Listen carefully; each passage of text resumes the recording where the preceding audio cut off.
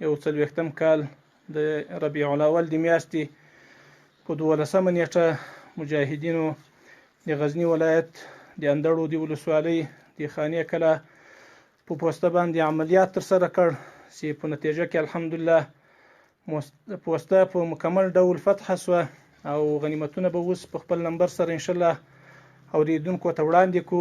نو پوسته مکمل الحمدلله فتح شوه او په نتیجه کې 9 نفر عسكر ختم شو، 3 نفر ژوندي ونیول شو په غنایمو کې. نو چې لیدونکو ته یې ورښکارو 3 امریکایي ثقیلان دي او 1 امریکایي دراسکوپ ده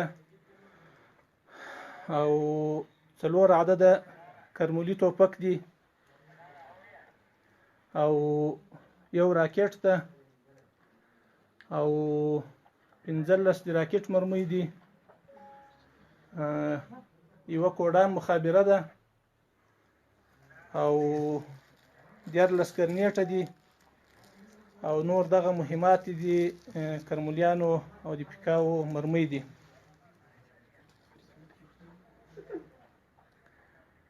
او 3 نفر عسكر ژوندي نیول شوي دي، دغه کسان دي.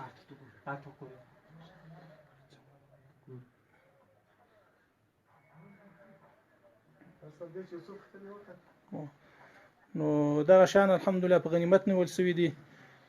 ټول مسلمانانو خصوصا ټول مجاهدینو ته د مبارک وي. الله جل جلاله دې دا کار قبول کړي. الله جل جلاله دې دغه فتح په برکت سره په افغانستان کې اسلامي او شرعي نظام راولي. وما علينا الا البلاغ.